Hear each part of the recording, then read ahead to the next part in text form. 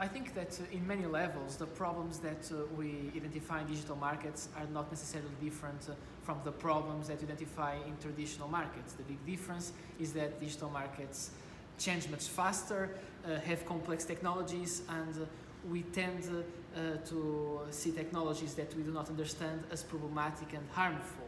So I think the first important thing is to understand how the technology works and to understand these new business models, and not to fall in the trap of concluding a priori that just because we don't understand something, it must be anti-competitive.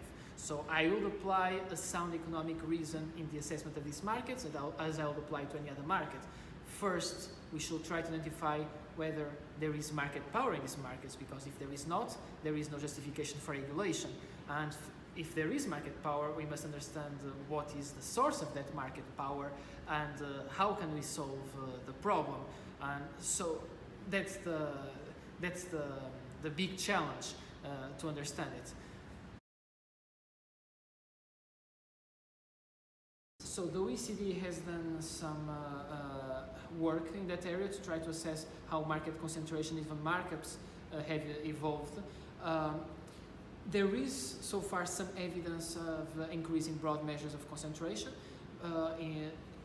What we must be very careful is to take into consideration that concentration at the industry level does not mean concentration at the market level. So if we want to take conclusions that result in some form of regulation, before doing so, we have to identify the specific market that where do we want to impose some kind of intervention, and we have to assess if in that particular market there is an actual important increase in concentration, and if that increase in the concentration is associated with more market power. On that level, I would note that some digital markets might have a tendency to be more concentrated due to the network effects and economies of scale associated to data and associated to other important infrastructure. But concentration does not always mean more market power.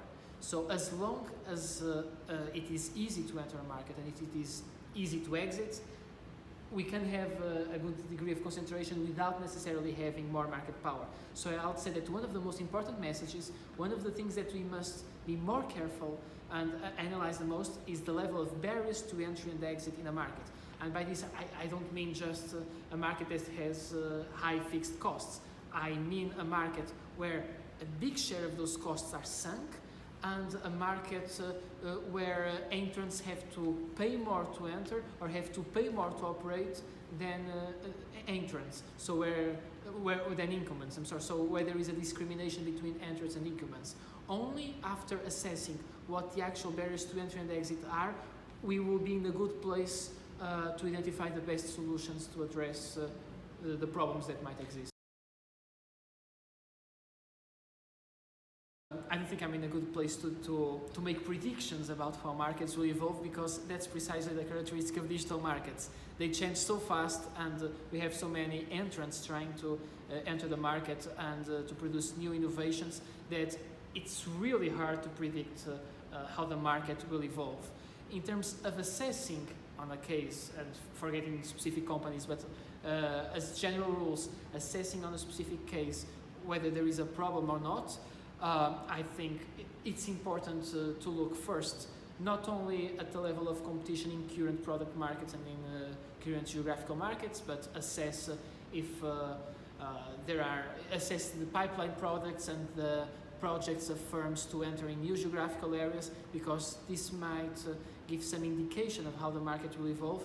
It's important to look at innovation capabilities. So which firms control intellectual property rights, fundamental technologies, skilled labor, R&D labs. It's important to look at these capabilities to understand how the future competitive landscape might look.